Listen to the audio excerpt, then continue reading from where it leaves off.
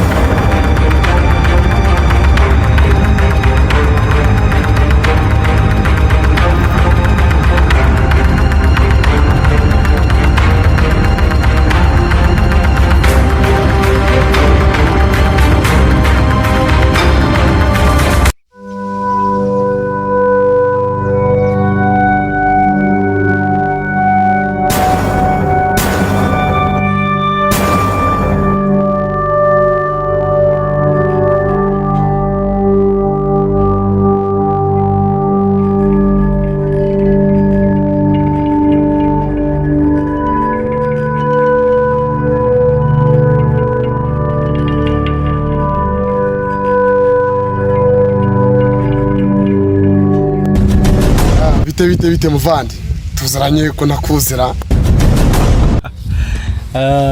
Bura ntago wapfa kumenya, uri uramutse umenye wahita upfa.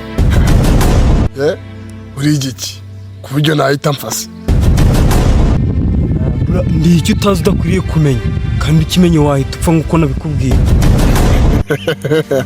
Ewa na kabisa ngomfa yewe niba ko byageze, wallahi wakibana naguze ibyo uri kuvuga kabisa wewe. Ikava muri ibyo sha, ahubwo reka nkubwire icyo naguhagarikiye. Uravumbwira kuko mbafite imisozi yihuta cyane. Reka nze icyo ngiye kukubwira banze nkikubwire.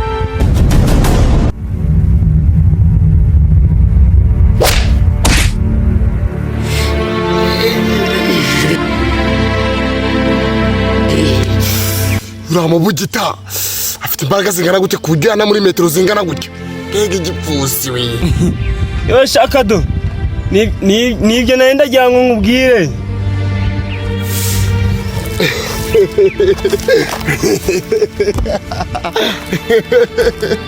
Naguze ibintu ukoze.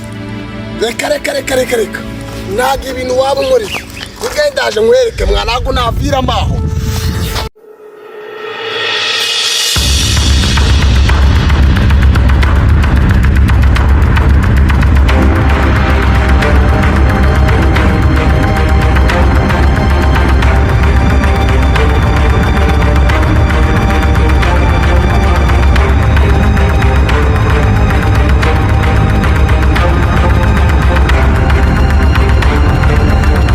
Wagiye bataza kugushyingura no munsi. Bashingura disha, ubu ngiye kwibona nago nubanga bitaziragira igipfusi kingana kuri yo.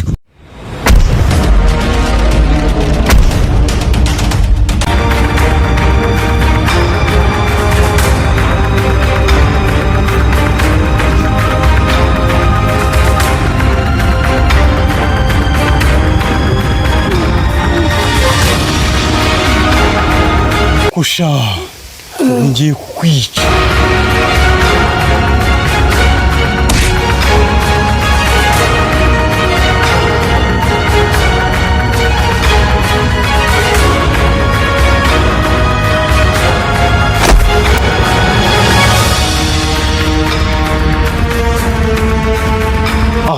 ngiye kukwica n'ubundi wakuntumye wowe.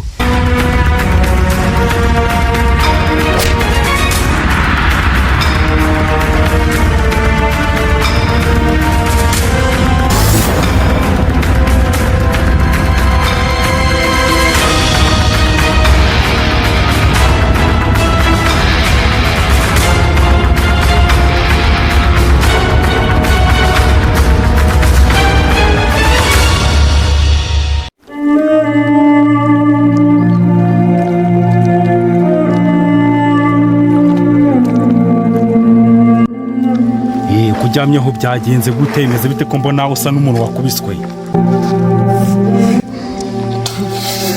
Sha bro, nta makuru ufite kabaye hano hari uruntu ruri gukubita ari kunkubita akagarukira mu birometero mani. Nuwuhe muntu ugukozeho munyereke? Sha bro, madare kiriya kigabo kiri haranga kiriya ako mani nawe sinzi ukuntu no kirakugira mani, ni ikigome cya danje wallahi. Ibyo byihorere kazi bindaje byisoreze kabisa.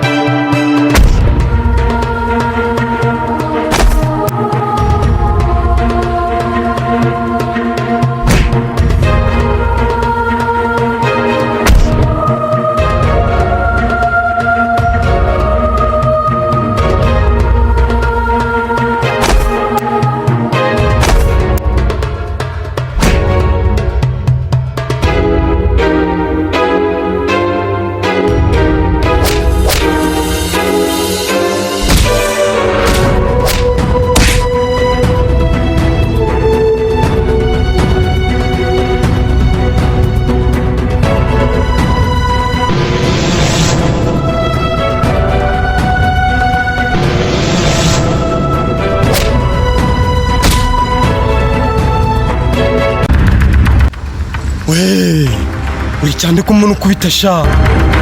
Ntutazi kari twaturutse ngwe sha. Kaza ahubwo uraje umone sha. Wiza hano mwisuhuza bakugwanya abantu hano. Nitaye ku cyuri cyo cyose. Nawe ngomba kugushyira hasi. Ibyo bwo ntabwo bize. Kaza ahubwo ndaje muri kwa muginga we. Ibyo utazi. Reka tubirebeho ngo wa muginga we.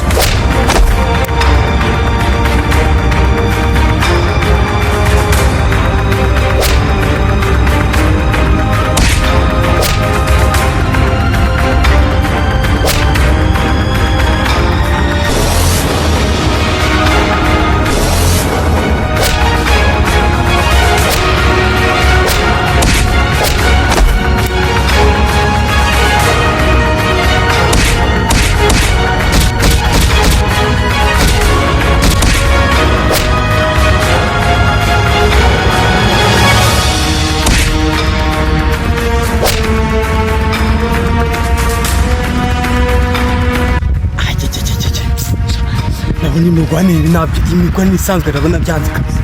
Reka nkoresha imbaraga zawe. Ugiye gukoresha imbaraga idasanzwe. Muri imbaraga nanjye ndazifite.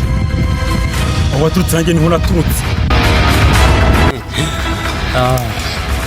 Icyo waba uri cyo cyose uraza wivanga muri business kandi w'abantu.